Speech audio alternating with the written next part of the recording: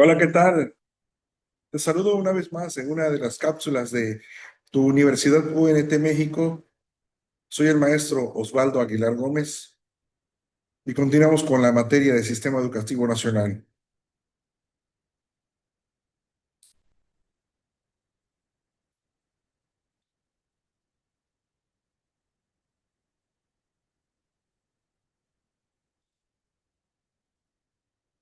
Esta es la primera cápsula de la tercera semana de trabajo con la materia Sistema Educativo Nacional.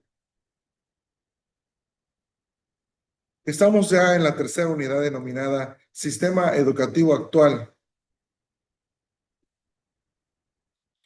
El objetivo de aprendizaje de esta unidad es que al finalizar la unidad, el estudiante será capaz de analizar críticamente el sistema educativo nacional vigente a través del marco de la nueva escuela mexicana, evaluando su papel como garante del derecho a la educación y su contribución al desarrollo nacional.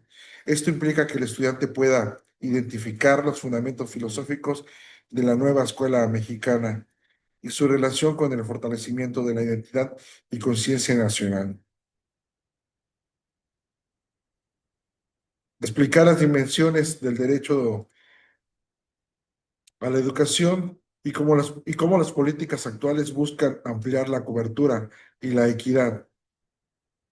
Asimismo, también como evaluar los principios, desafíos del sistema educativo nacional en el siglo XXI, incluyendo la desigualdad educativo, el impacto de la brecha digital, con la inclusión de las tecnologías de la información y la comunicación,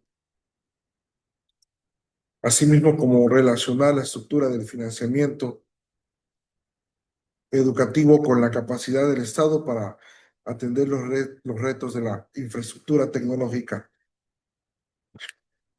Este objetivo está diseñado para que los estudiantes no solo memoricen el modelo, sino que también desarrollen una conciencia crítica sobre los problemas y las promesas de la educación que se han hecho a México en los últimos años. Ya vimos lo que son eh, los medios que fortalecen la identidad y la conciencia nacional en México. Eh, en la cápsula anterior estuvimos analizando sobre lo que es el periodo post-revolución, que fue cuando prácticamente después de los conflictos sociales y de la guerra civil de la revolución en México, surge la Secretaría de Educación Pública. Los objetivos de esta fueron la alfabetización, la cultura universal, el mestizaje y la mexicanidad, y más que nada también era convertir la educación como la herramienta principal para crear la figura del ciudadano mexicano. El fundamento legal y principios actuales. También estuvimos analizando lo que vienen siendo los mecanismos pedagógicos y administrativos para impulsar los objetivos de la calidad en México, la conciencia nacional en el siglo XXI, bajo un enfoque crítico, el cual es comprender los problemas estructurales por el amor a la patria, la soberanía, la globalización, la responsabilidad social y ambiental, tanto de los profesores como de los estudiantes. La identidad comunitaria, que es el modelo que enfatiza que la identidad nacional comienza con la identidad local, resolver problemas comunitarios para ir subiendo el nivel y pues ser un agente de cambio. Estamos analizando que pues en conclusiones podemos decir que la educación de México pasa de ser de un medio para crear identidad homogénea a fortalecer una conciencia nacional y crítica. Los nuevos modelos asociados al desarrollo nacional con la nueva escuela mexicana traen un contexto amplio y radica en los orígenes de cómo una ruptura con los modelos educativos neoliberales anteriores ha sin embargo, realizado una brecha en lo que es el reconocimiento social y el manejo de conflictos internos eh, a la hora de fomentar la educación, con una asociación de una visión de desarrollo nacional que se centra en la justicia social y la soberanía. Vimos el contexto histórico de los modelos anteriores, el enfoque liberal desde 1990 hasta el año 2018.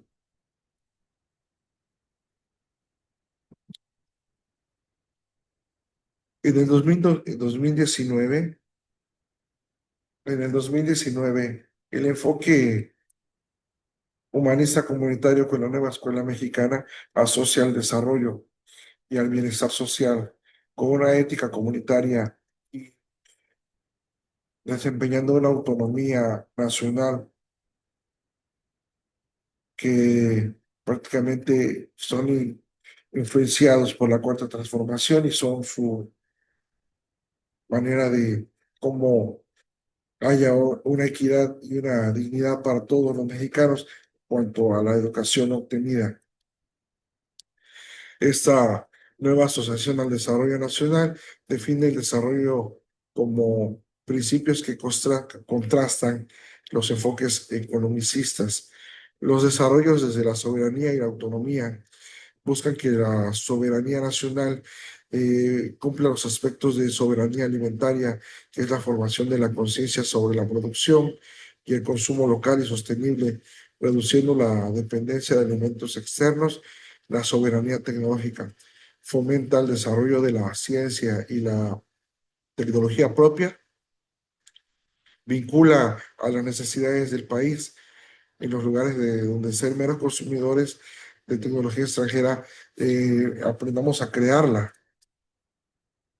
El desarrollo basado a la ética y la comunidad, esta se mide por las habilidades individuales y también por la capacidad colectiva de resolver problemas.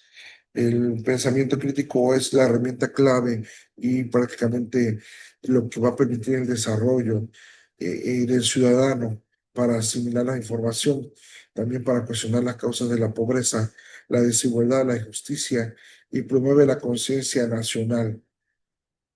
El bienestar comunitario va de la mano con esta conciencia nacional, ya que se fomenta el aprendizaje basado en los proyectos comunitarios.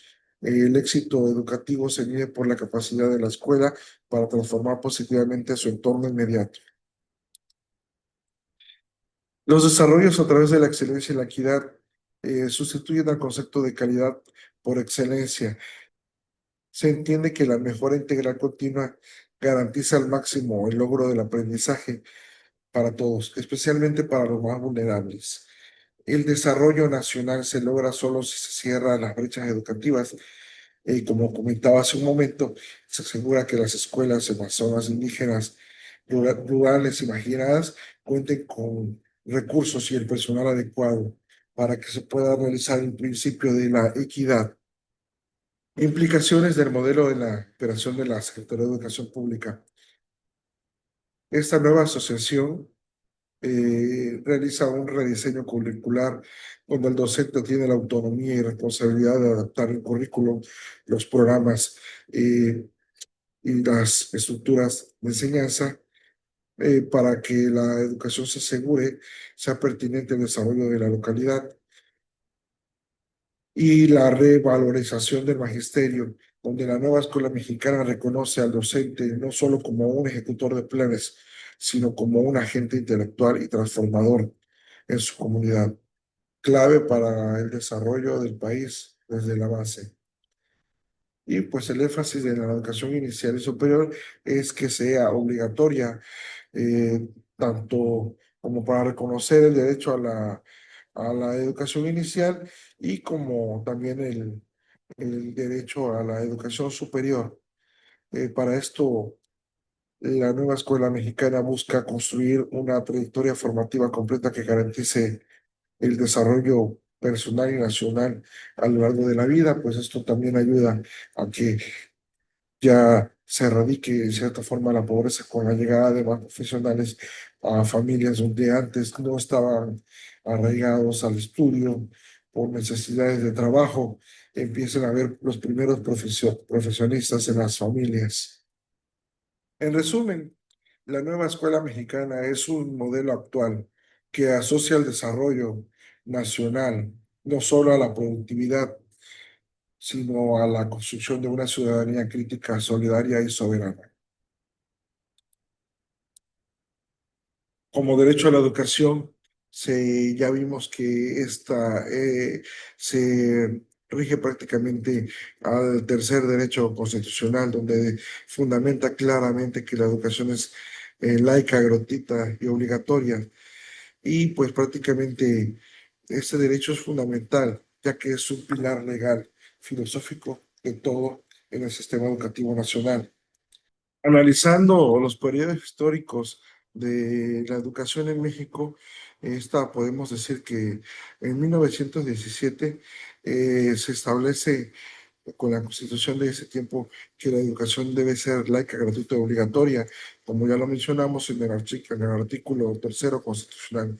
Esta implicación pasa a ser una responsabilidad del Estado y una del derecho social básico y donde limita el poder de la Iglesia a la enseñanza. En 1946 se eleva la secundaria a la categoría de educación obligatoria y se extiende la formación básica mínima que el Estado debe garantizar a la población. Recordemos que la educación en México llega en un momento donde más se necesitaba. Había mucha persona que no sabía leer ni escribir y había mucha persona que solamente se dedicaba al campo. No había preparación, no porque no se quisiera, sino porque los recursos y el acceso a esta era muy escaso. En el año de 1993 se introducen los conceptos de calidad en la educación a través de la Ley General de la Educación. En ese año salen los primeros estándares de calidad, como en 1900, el, el ISO, y se redefine el derecho. No es solo tener acceso, sino acceder a una educación con estándares mínimos de calidad. En el año 2002 se establece la obligatoriedad de la educación preescolar. Se reconoce la importancia de la educación inicial para el desarrollo integral y se amplían las bases de la trayectoria educativa obligatoria. Anteriormente, como lo he comentado en otras cápsulas, la educación solamente se centraba en la primaria y en la secundaria. Era muy difícil que pudiéramos meter a estudiar a un pequeño, al preescolar, porque no estaba arraigado, no estaba eh, incluido como una obligación. Claro que muchos niños que no estudiaban el kinder escolar pasaban directamente a la primaria, pero pues igual había una situación de, de trabajo excesivo en identificar las capacidades y actitudes sobre todo motrices del niño cuando venía de la casa a la escuela había mucho rezago educativo y se establece en el 2012 la obligatoriedad de la educación media superior en México.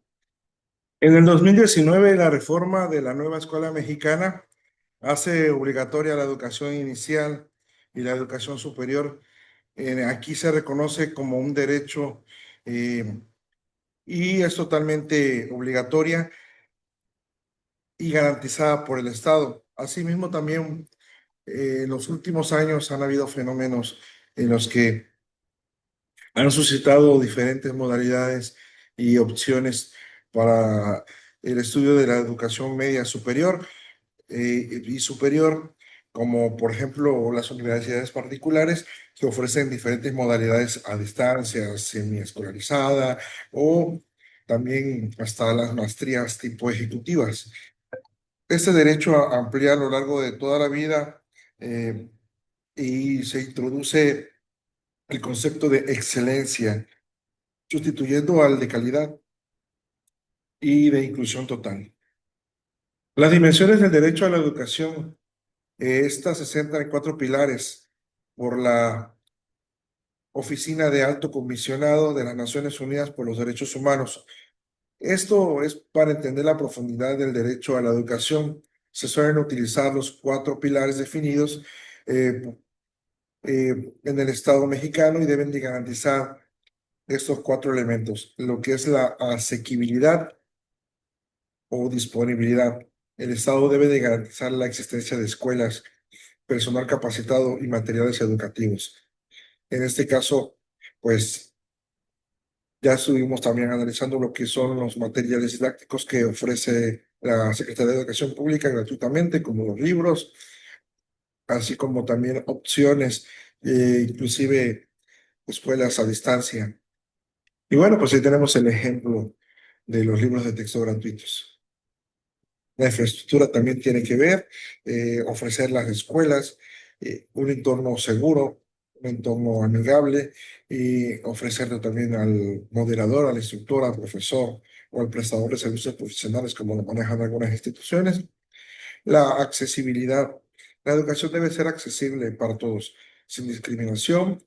Implica también la gratuidad y la eliminación de las barreras geográficas.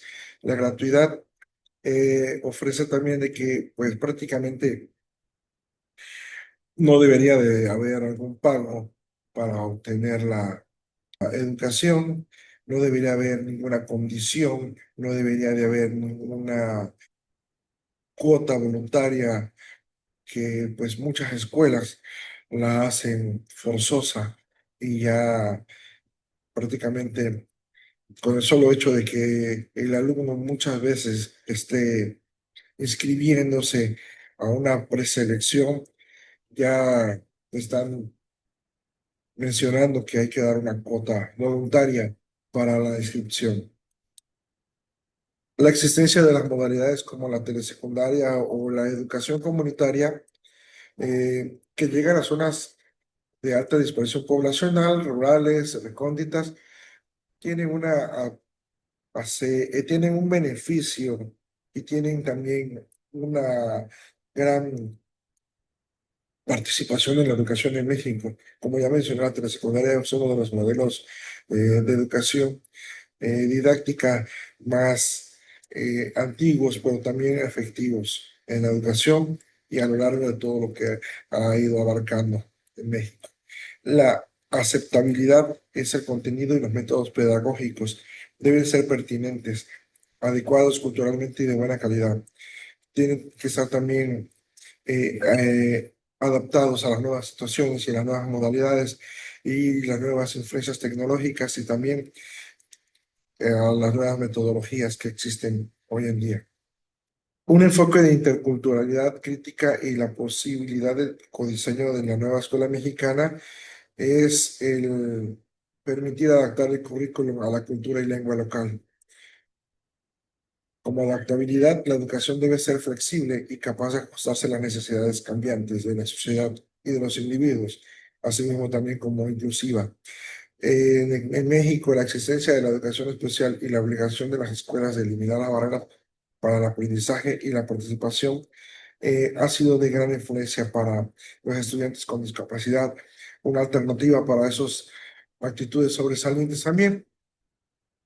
Y bueno, pues hemos terminado esta cápsula.